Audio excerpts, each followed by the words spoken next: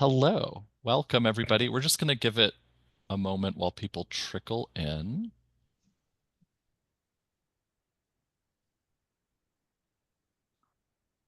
Welcome, welcome.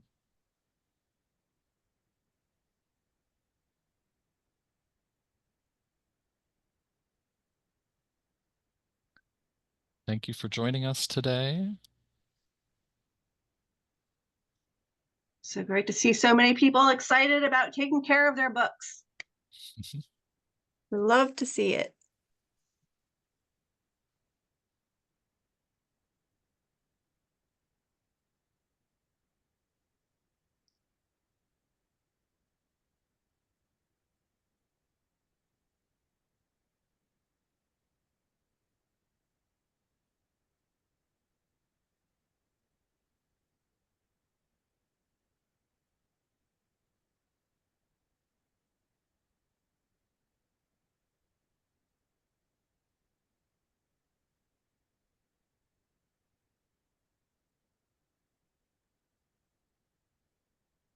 What do we think? I think we see the participants leveling off. Allison, do you want to get us started today?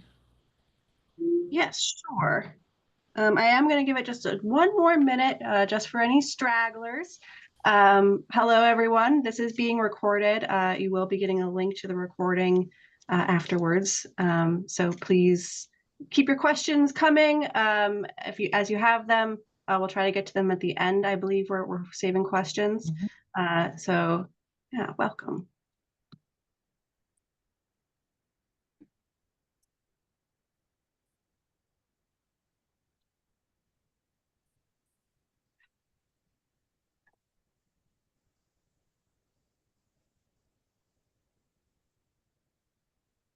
All right. So hopefully others will join as they're able, but for now, let's get started for what you're all here for. My name is Allison Hurd. I'm one of the moderators at the Science Fiction and Fantasy Book Club, primarily on Goodreads, but now also on the Story Graph. So please join us there. We are the largest speculative fiction book club on Goodreads with about 39,000 folks and growing. So if you love science fiction and fantasy like we do, please come and join us if you're not already part of the group. And if you are part of the group, hi everyone, we're really glad to see you. Our motto, my personal motto, is there is no wrong way to love books. If you consume exclusively audiobooks, if you like collecting more than you like reading, whatever it is, if you love books, you're in the right place. And while there's no wrong way to love books, there are certainly better ways to show them love. And so we are joined today, and I'm very privileged to be partnered today with CCAHA, who will be showing us ways to care for our book collections. Again, my name is Allison Hurd. For accessibility purposes, I am a white woman based in Pennsylvania, wearing a blue shirt with my hair down today. So with that, I will be turning it over to Greg, who will be kicking off the CCAHA portion of the presentation. Thank you so much. Yeah, thank you so much for partnering with us, Allison. We're like so excited about this. This is amazing. So yes, as Allison mentioned, my name is Greg Stewart. I use he and they pronouns, and I'm the education program manager here at the Conservation Center for Art and Historic Artifacts, or CCAHA, as we say. Also, for accessibility purposes, I will say I'm a white person with glasses, dark hair, headphones, and my screen is blurred. And so, yes, as Allison mentioned, today we're going to nerd out about basically how paper works a little bit, as our team here at CCHA gives you tips and tricks to care for your most coveted books, comics, and collectibles. You'll hear from conservators and specialists about the particulars of caring for these treasures. And please bring your questions for a live Q&A with Katie Lowe and Joanna Hurd, who I'll introduce in a minute.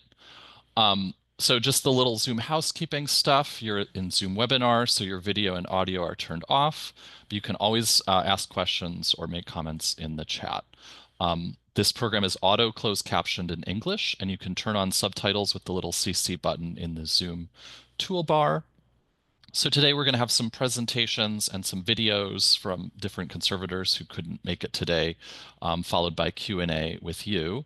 But please feel free to ask those questions anytime during the program. And as Allison mentioned at the end, I'll be reading them out to our panelists. Yeah.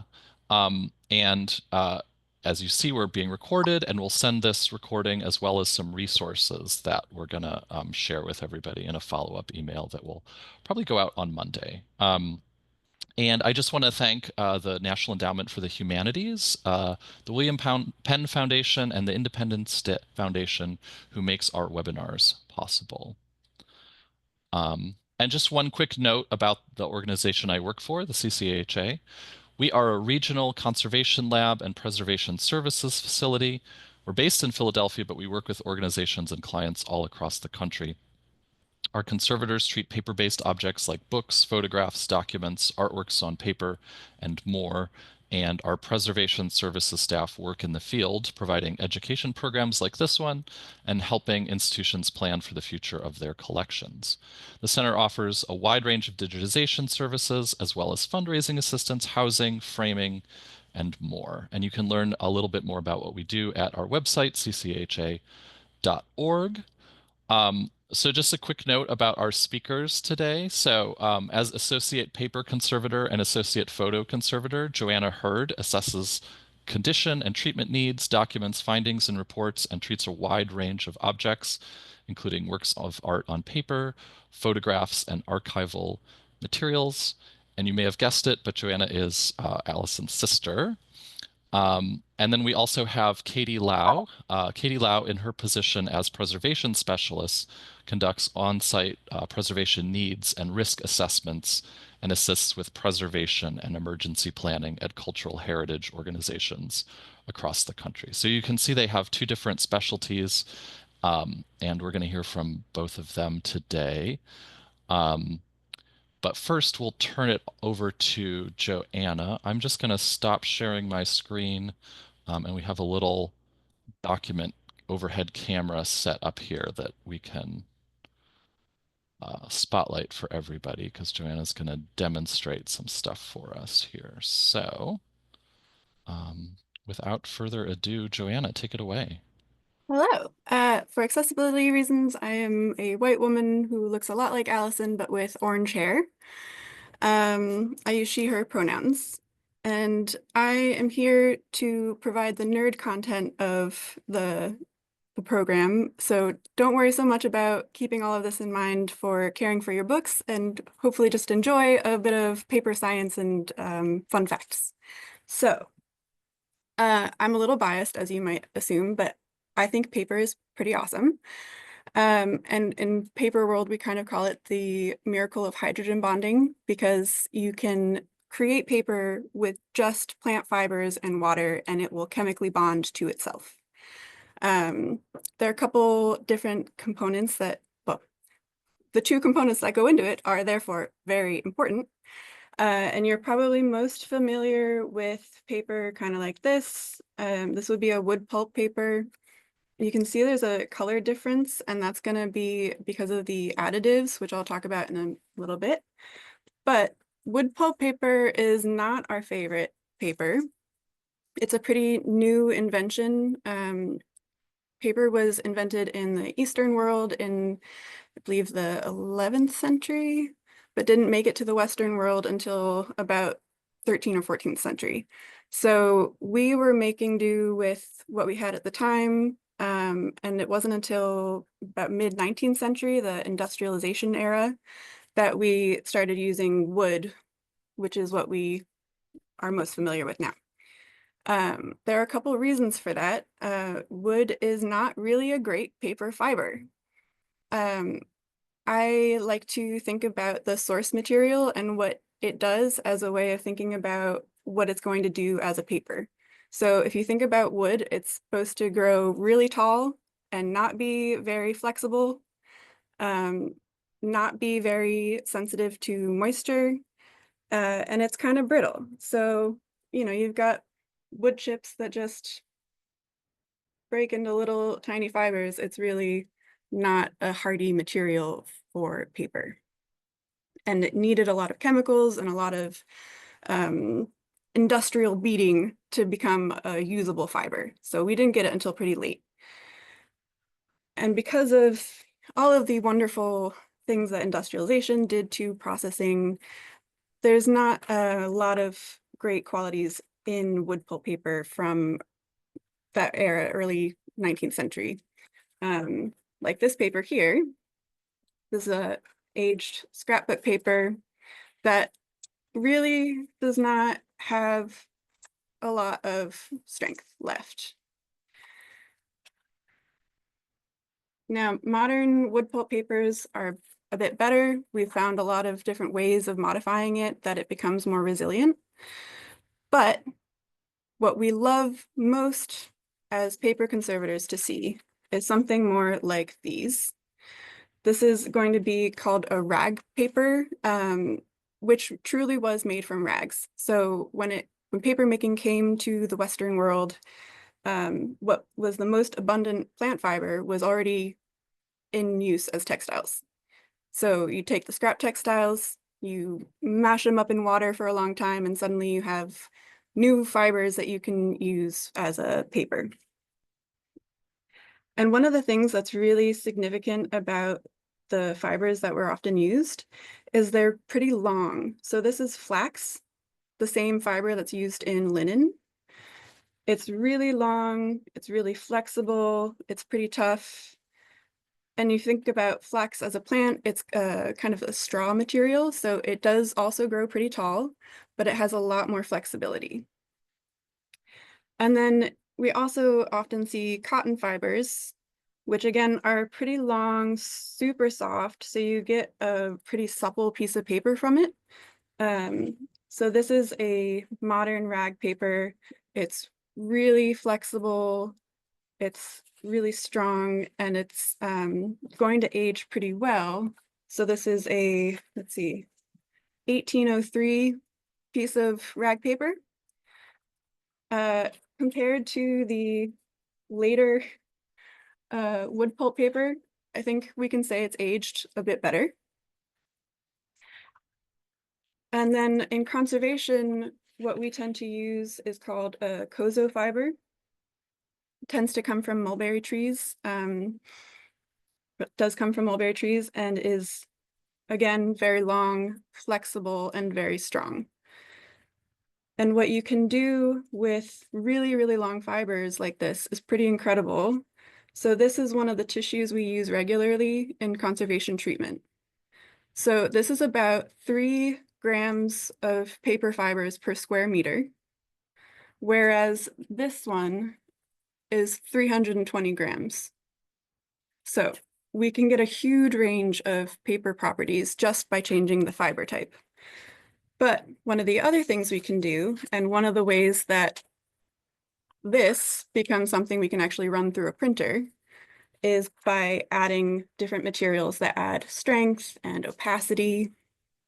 So one of the most common things is sizing. This changes how wet things interact with the paper sheet. So gelatin sizing is one of the most common for Western papers.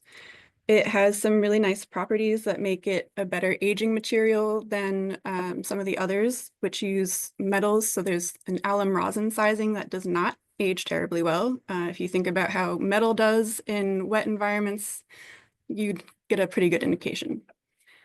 But one thing that is beneficial and is often added is mineral fillers like calcium carbonate. So pretty much a variety of white powders is what makes this super white and super receptive to ink without it spreading into the paper.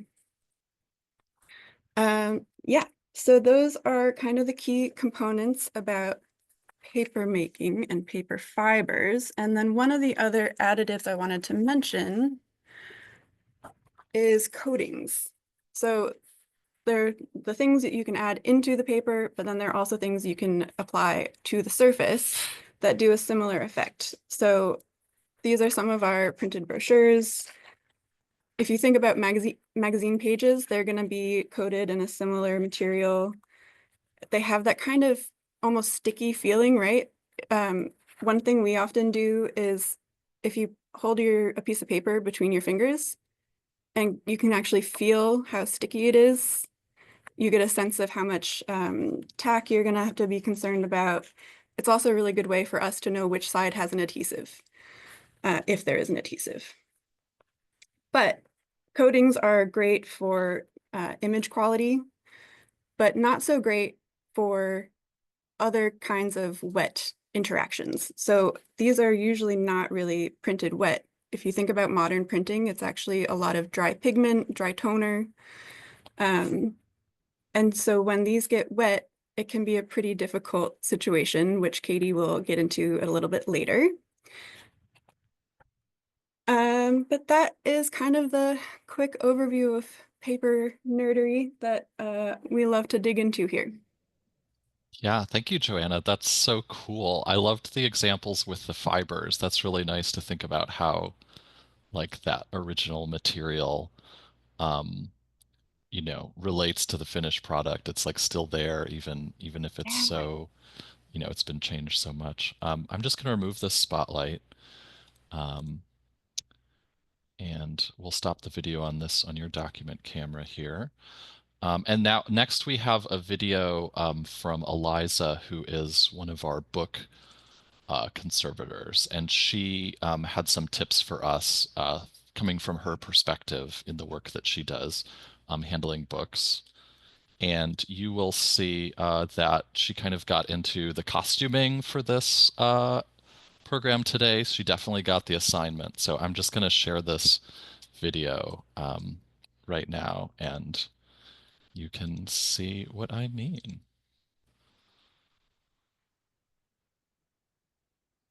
Hi, my name is Eliza Gilligan, and I am a senior book conservator at the Center for Conservation of Art and Historic Artifacts. I'd like to share a little book knowledge that will hopefully help you enjoy your books more, be a better caretaker of your home library, and maybe even expand your knowledge of book collecting. I'm going to talk about 20th and 21st century books and the most common type of binding, the adhesive binding. Whether a book is a hardcover or paperback, these days it is almost always an adhesive binding, which means that the book block is actually a stack of single printed pages that have been fanned one way, brushed with adhesive, fanned the other way, brushed with adhesive, and then either a paper wrapper for a paperback or a hardback or a hardcover for a hardback is adhered to the book. And chances are the majority of your book collection at home is an adhesive binding. And since we want our books to last as long as possible, what are the best preventive handling strategies? Number one, don't pull them off the shelf with your finger on the head cap. You run the risk of tearing the head of the spine, or if it has a dust jacket, you run the risk of tearing the dust jacket. Those are both very hard repairs. You can also damage your paperback the same way. It'll be a little scuffed, you'll lose a little paper at the top, and if you do this, you're enforcing a bad habit. Number two, don't crack the spine of these books when you open them to read them. There's only a thin layer of adhesive holding this book together, and if you crack it, it's a really difficult repair to make. Likewise, if you do the same with your hardcover, chances are the adhesive is a little thicker, a little more flexible, but you also risk damaging the book in the same way, and it's a very tricky and expensive repair. Number three, use bookends. Bookends keep the books from flopping over, and if they do flop over, you run the risk of damaging any thin books or any pamphlets you have in your collection. So just use bookends. Now, if you have books that are shelved sort of out of order, you can also put bookends in the middle to brace, or you can use these book boxes, which I think are really handy if you have a variety of book sizes. See how I have one set of journals here, smaller ones here, smaller and thinner ones here. But this box braces them and keeps them from getting damaged by these heavier books moving back and forth. These are a great way to store comics. These are also a great way to store any thinner adhesive bindings. I really like these for my Tintin comics. They aren't valuable, but I don't want them damaged. And when I want to use them, I can pick up this whole box, take it over to my couch, pull out the Tintin comic I want, and then again, these don't fall over. No one is going to put a coffee cup on them. No one is going to stack anything else on top of my Tintin comics because they're safe in a book box. And if you have these in the middle of the shelf and you want to pull them out of order, have something else to put in the way to brace your books while you've got these out of the way. Again, you don't want your books flopping over because you run the risk of cracking the adhesive on the spine or cracking the joint of your book. This is also a very difficult and expensive repair to make if it gets damaged. Finally, wrap your dust jackets. If you're a collector, you already know that having an intact or pristine dust jacket is the majority of the value of your book. But even if your book isn't valuable, let's say it's just your friend's first novel and they've inscribed it to you, do a nice thing, wrap the dust jacket. It keeps the dirt off, it keeps the fingerprints off, and if you do accidentally grab the top of the book, it protects the dust jacket, it protects the spine of the book. So that's it, and happy book collecting. All right, so that was Eliza with some nice tips for all of you on books. And I feel like I want to make a joke about like not letting your books become red shirts or something like that. I don't know. I'll workshop it.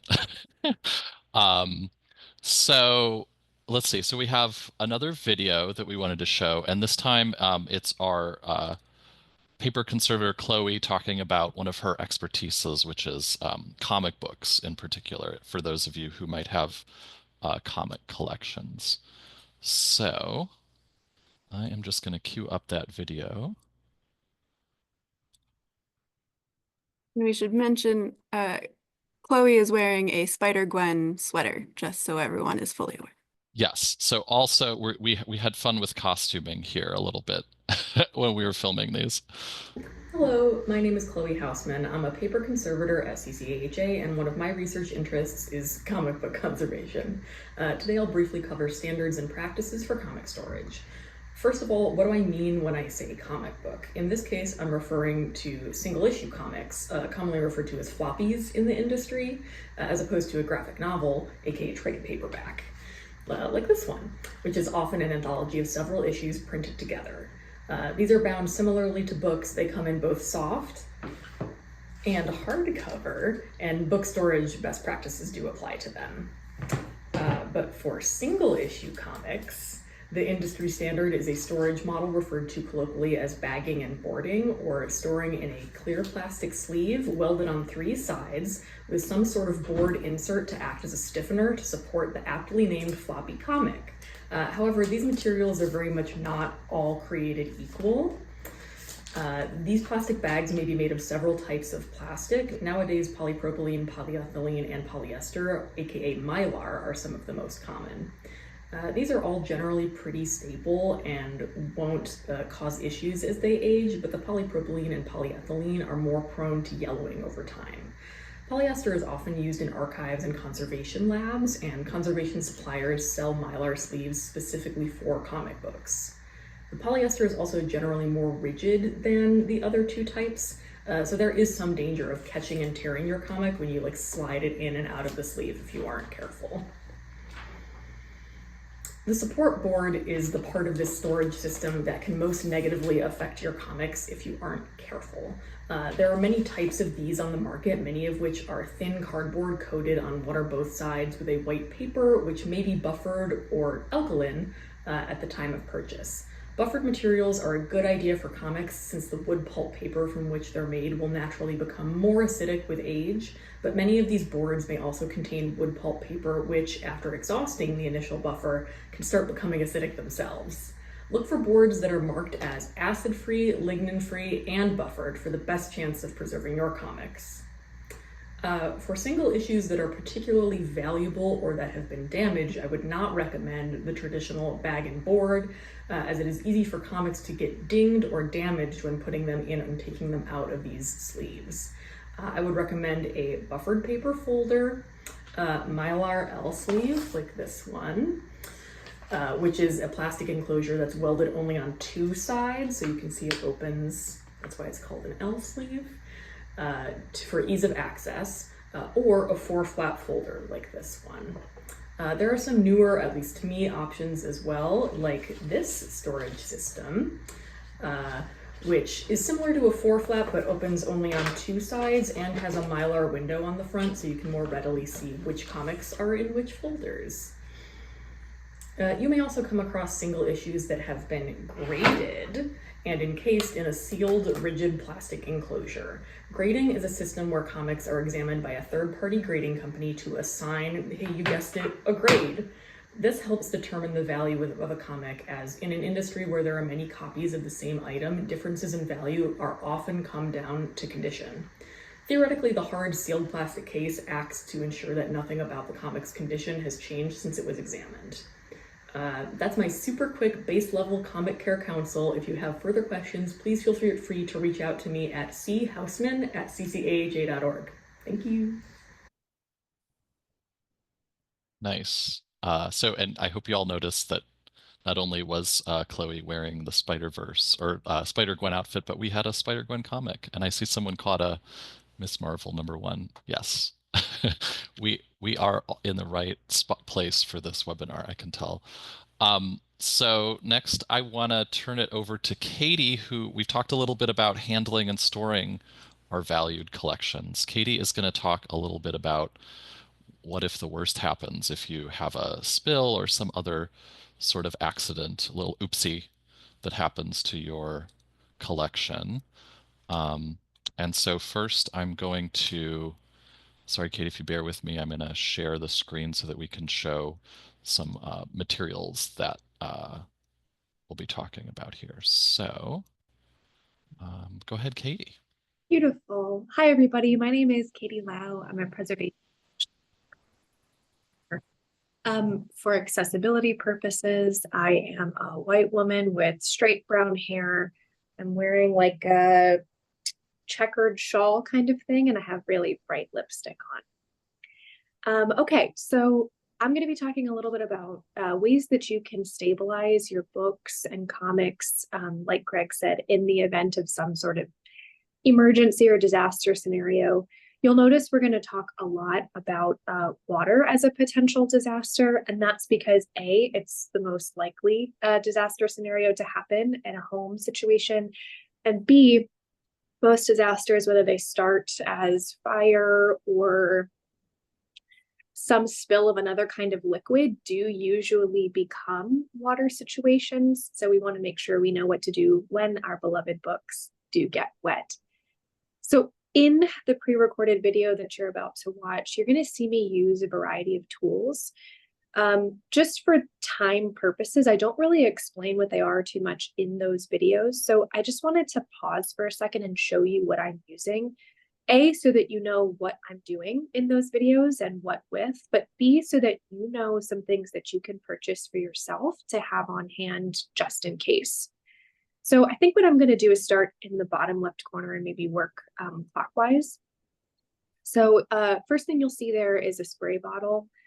This is really excellent. So sometimes when you're wanting to clean something that's gotten dirty, or maybe even wet it a little bit further, because sometimes things are easier to stabilize the wetter they are, sort of a weird concept, but it's true.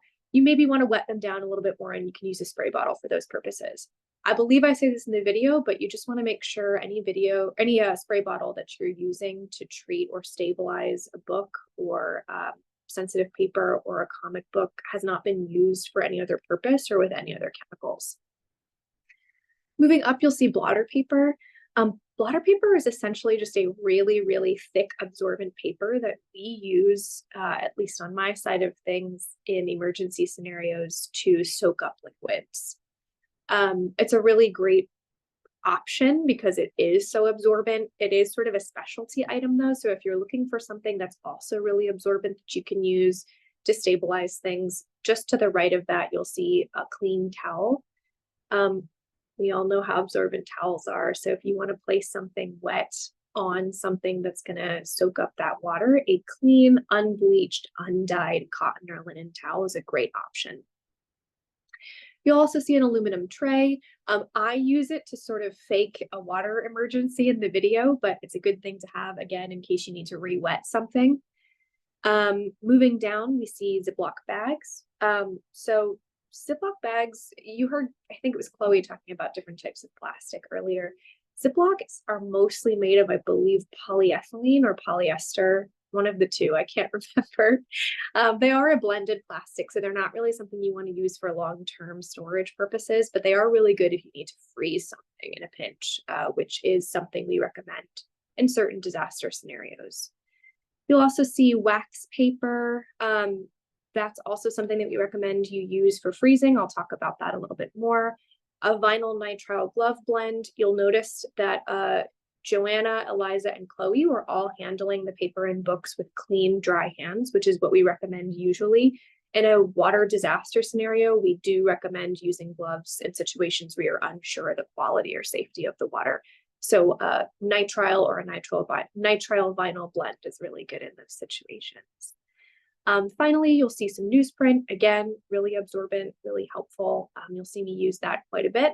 And then a hake brush, which is just a really soft artist's brush that can be used to clean things off. And I know that I explain that a little bit more in the videos. So I'm going to stop talking, mute myself, and Greg, I think we're ready to go.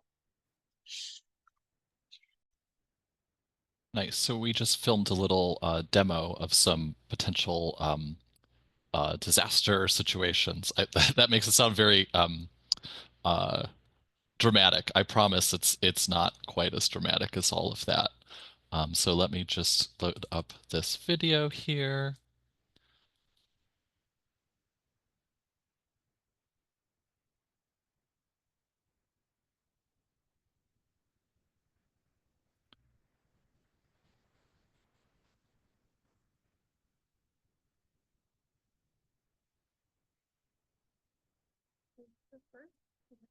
All right, so I will start sharing our final video of the afternoon here. Okay, so the first potential scenario we're going to talk about here is maybe some crumbs on the book. And I think a lot of people in this group probably are not eating and reading these books at the same time, but let's say you lend it out to a loved one and they make the mistake of eating while they're reading. It's a pretty simple fix. I will say if you have a situation where the crumbs are getting stuck in the binding here, that might be a situation to consult a conservator. But if we're just talking about surface level crumbs, it's a pretty easy fix. So you're going to need a hake brush like we've discussed. You can really get these at any local art supplier. We love these because they're nice and soft and they're not going to do any abrasion damage to the pages. So really simple here, I'm just going to gently hold the pages down and then take my brush, just short, gentle sweeps, get all those crumbs off there. Like so, and it may take a little bit more work in between pages.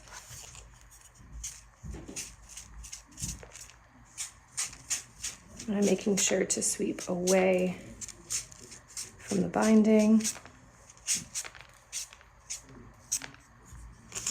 Good to go. Okay, next scenario we're going to talk about is one that I know I've been definitely guilty of. Let's say you're drinking some water or tea while you're reading your book and oops, you spill a little bit. I'm just gonna dump it all on there. And now you have a little bit of wetness on one portion of the book. So there's a few things that you can do here. One option, especially with something hardcover like this, is to just stand it up, fan out the affected pages, and just get some good airflow going. You don't want air flowing directly on this, but if you have a little like desktop fan or window fan and you just want to get it kind of going in the room to get air circulating, open a window, open a door, that's great. It'll do the work for you. The other option you have, if you so choose, is to interleave. So that's just the process of taking some sort of absorbent material and placing it between the wet pages to absorb the water. So the way we would do that here,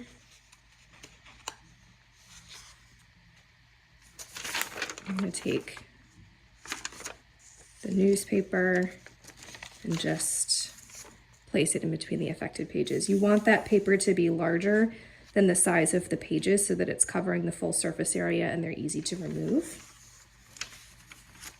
And I'm going to go back just a little bit further. You can go nice and fast here because these are nice thick pages and they're not super wet, so they're not very fragile. So that's your other option. Just give it a little bit of time to dry like that, again with air flowing in the room, and then once it gets a little bit drier, you can do the stand-up technique. All right, so now we have a situation that's maybe a little bit more essential to work quickly in. So this is when your book is a little bit wetter than something as simple as a spill. For me, this happens when I'm reading in the tub and I let the book slip a little bit and it gets wet in the water. Here we're talking about 50% saturation. So you can see the cover's wet, the pages are wet, not fully, so we still have some dryness here on the inside. We still have some pages that aren't very effective, but if we get to the back of the book, where most of the saturation occurred, we have some real wet spots. So this would be a situation where we really do want to practice that interleaving. This would not be a situation where we want to stand it up and fan it out right away. First thing we want to do before we do anything else is get this on some absorbent material.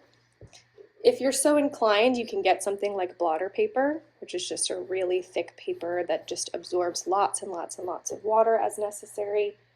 You could also use the newsprint, just with the understanding that newsprint is going to be able to absorb even less water, so you need to make sure you're switching that out really regularly. Also something you'd have to buy specialty. Another thing that you could do is just keep a clean, undyed, unbleached cotton or linen towel at home around for these purposes. And that's what I'm going to use today just because it's what's most accessible. So I'm going to get my book on the absorbent material. That way the cover is getting nice and dry from the towel, and then we're going to do some interleaving. So with a book like this, we really want to make sure that we're not stressing the spine by adding too many additional materials. So we're going to interleave every 10 to 15 to 20 pages, sort of just eyeball it. So I'll start here at the beginning. Nice, we've got the full surface covered there. Great. And I'm just going to eyeball about 10 pages and lift really carefully on those wet edges. Paper, when it gets wet, is simultaneously more heavy and more fragile. So we want to make sure we're going really slow and really careful with those damp edges, because they're at a greater risk of tearing or breaking.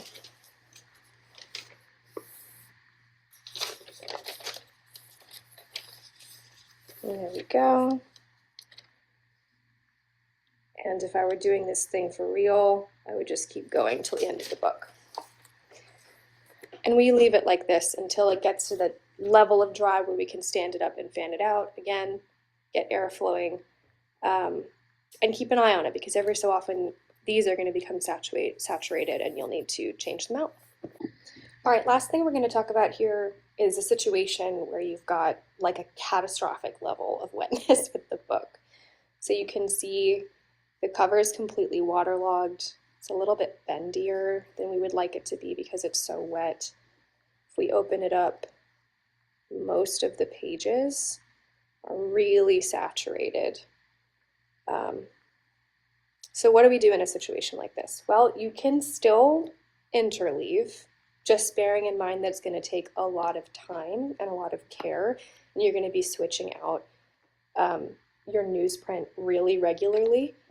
The other thing you can do if you have a lot of things that have been affected, or if you're not feeling super confident in your own ability to stabilize the book, is freeze it for later care, preferably done by a conservator. So I'm going to show you how to do that since I've already shown you how to interleave. So you're going to want freezer paper or wax paper. We really like this because it's not going to stick to the book as it freezes. This should be something that you either already have it around your house, you can get it in a grocery store. So we're going to get ourselves a nice big sheet of wax paper. So we want enough to be able to cover the outside of the book. We're going to tear that off. I personally like to take it inside as well, just because it stays a little easier that way. So we're going to wrap it nice and securely.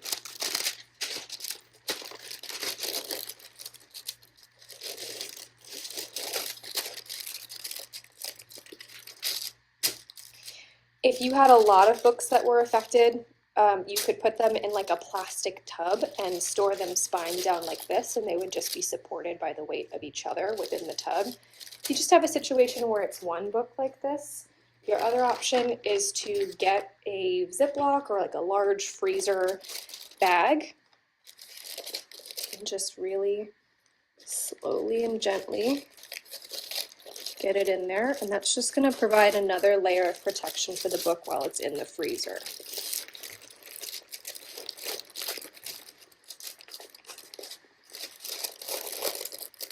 And what the freezing is going to do is just keep the book at a stable condition until you have the time and the resources to bring it to a professional or to address it yourself. It's going to make sure that no mold develops and that no further damage is done from like bleeding inks. We're going to press all the air out as much as possible as well. Seal it up, and you're good to go. All right, so you may have a situation where the water is dirty. Usually this is going to come up in like a flood scenario. So first things first, you're wearing nitrile gloves for this because you're unsure of the safety of the water, and your safety is key. Nitrile gloves do have the drawback of limiting your dexterity. So it's just something to be mindful of while you're doing this work. You're going to have to be even more gentle with the wet pages while you have the gloves on. But yeah, your personal safety is really Has the audio gone out for everyone else? So we have our gloves on. We have some dirt on the pages that we need to address from the dirty water. First thing, we're not going to use the hockey brush simply because the pages are more fragile in the wet state, and we don't even want still hear it. the brush to potentially do any damage. And also, it's not really going to happen. Are we not hearing the audio at this point? I can still hear it. Okay, great. Then I will resume playing. Not sure what's happening. The force to move the dirt off the way that we need it to. So we'll set that aside. We're actually going to use a spray bottle. So you probably already have this sitting around at home. Do not use a spray bottle that's ever been used to hold or house any other cleaning chemicals. It should only have been used with clean water, or you can buy a new one explicitly for this purpose. So we're going to stand the book up just the way we would as if we were fanning it out to dry that way. For the purpose of you kind of seeing what I'm doing, I'm just going to tilt it back a little bit. We're going to take our spray bottle And we're just going to spray as much as we need to force that dirt off.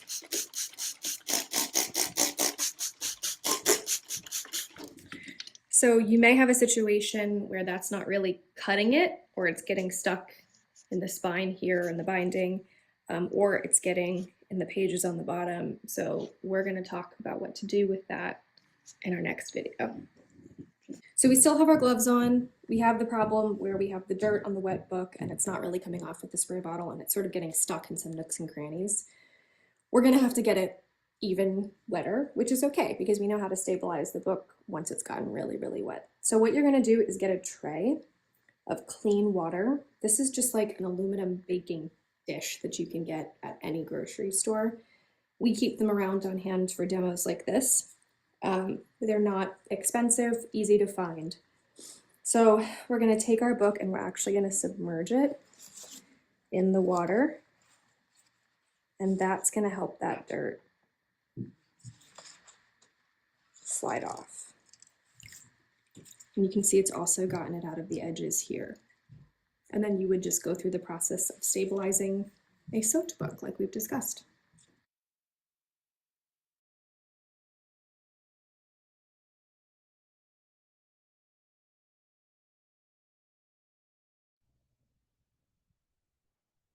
All right. I love the chat, seeing people get nervous watching those books get soaked. But it's really funny. I mean, this is how we clean books. This is how we clean paper. We give it a bath, just like a human gets a bath sometimes. This is why they don't let people into like the procedure rooms in hospitals or book hospitals like yours, because we would go, oh my God. My gosh, book hospital. That is the best name for it. Amazing. We're a book hospital, aren't we? Totally. Greg, I have a few quick additions to this. Yes. Give me a few seconds. So a few things that I just want to expand upon that I mentioned in the video. So first, you notice I use newsprint as interleaving material. You really want to make sure that that's blank newsprint. I think I said newspaper at some point. Don't use newspaper, use blank newsprint. You can also just use paper towels that you have around the house if it's like an emergency situation and that's what you have.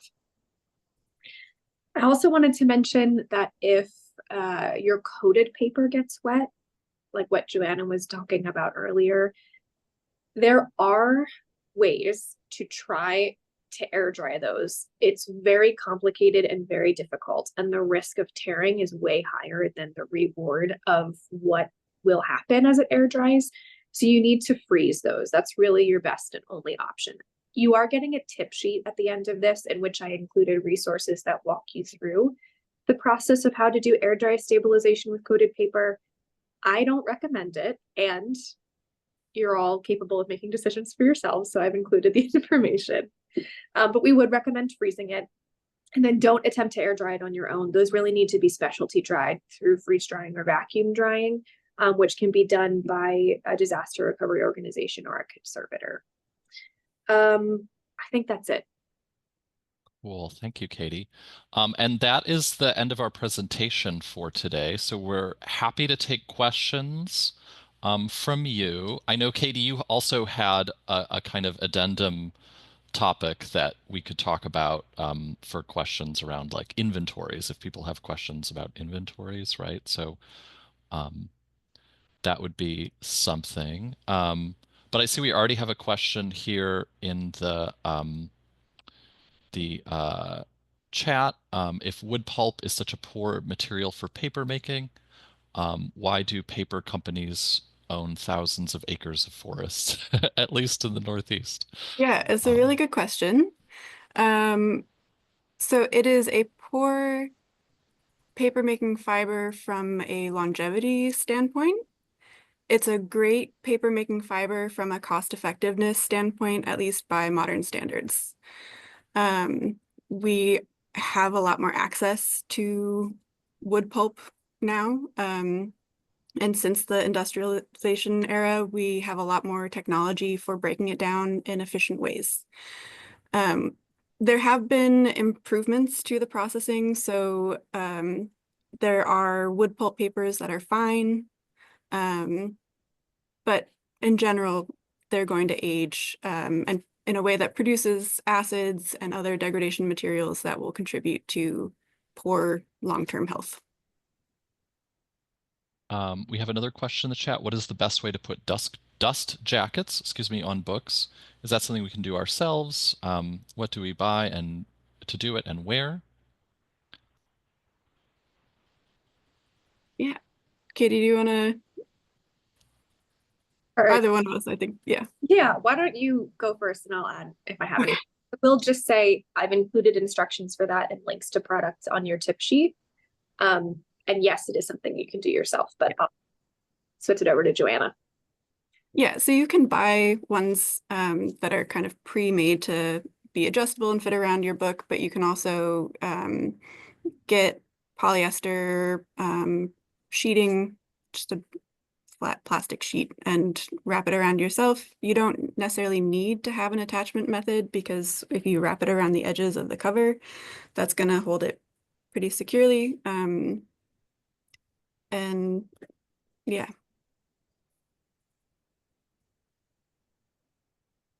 Katie, do you have anything to add to that, or is that okay? Cool. So there's a couple that came from our book club that we've pre-populated that I told people I'd ask them about, even maybe they're too afraid to share their faces with some of these questions. But so the two most common ones I have are my dog got it, and it's punctured and has whatever constitutes dog saliva on it. Now, what can I do to help fix it? And I also see this question from Ryan that I think is similar. Tears should only be dealt with by conservators, ? I think I would say generally, yes, that's true. Joanna, if you want to talk about that aspect, maybe Katie could handle the saliva question a little bit. I would actually like to tackle the saliva a Ooh, little okay, bit too. okay, cool. So a couple of things with the dog attack. The punctures can kind of be addressed. Let's see if I can come up with a good. Okay, so you got your puncture, right? And you can kind of gently go around the sides and encourage it back into plane. You don't want to just like run something flat over it because that's going to cause new problems, but you can encourage it back into its original formation. But as for the dog saliva, you could probably take, depending on how much there is, you could probably take some cotton swabs or cotton balls with clean water, gently dab and let it dry the way we've talked about. That's kind of the main recommendation for that. I will say dog saliva is certainly not archival, but human saliva is actually a pretty common and useful tool in conservation. It's a surprisingly wonderful cleaning solution. So I'm not saying dog saliva is something I would encourage using. I'm just saying that in the scheme of things, saliva can be okay.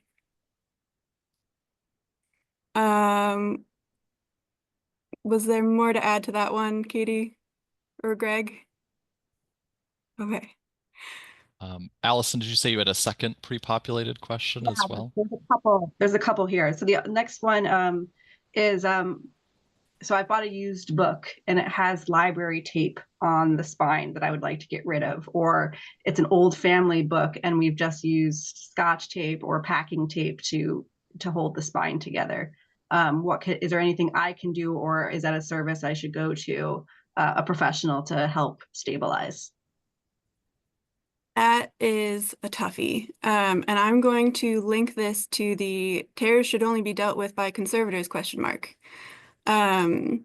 So pressure sensitive tape where there's a solid carrier and then a sticky tacky adhesive on one side, or sometimes two sides. Something that is sticky as soon as you roll it off the tape or the tape roll, is probably 75% of what keeps us in business as paper conservators. There is no good pressure sensitive tape by conservator standards. So I cannot recommend any way for you to mend the tear that doesn't involve other risks that we would have to mitigate as conservators. So tears and tape are best left to conservators because the adhesives are very complicated to address. And as for if the tape is already there, there's kind of two different scenarios. If the carrier, which is again what we call that the solid layer, usually it's plastic, sometimes it's paper or fabric. If that is still intact and is still covering the adhesive and holding the book together, I would not recommend taking it off yourself. The adhesive will age a lot faster as soon as it's exposed to air. So if you remove the carrier, but the adhesive is still on there, it's going to degrade faster and cause more problems faster. A lot of the adhesives that are used in modern tapes, actually tapes, pressure sensitive tapes across history have not been good. They tend to produce acids, they'll seep into the paper over time, just not a good scene. So if the tape is still doing its job, I would leave it in place until you could take it to a conservator. The library stickers, if the carrier is already starting to pop off, which a lot of old tapes will start to do at some point in their life, and I've seen it happen a lot with the library tapes. They weren't meant to be forever. Then it becomes an issue of the age residues that are left on the book. And you can use a white vinyl eraser, just like just your standard art eraser. And that will kind of help pick up some of the adhesive residue if it's still tacky. But if it has already kind of seeped into the book spine or the page and there's just nothing left on the surface, that's pretty much a foregone case. Conservators might be able to reduce the stain and get out some of the residues, but there's very little you could do in a home environment.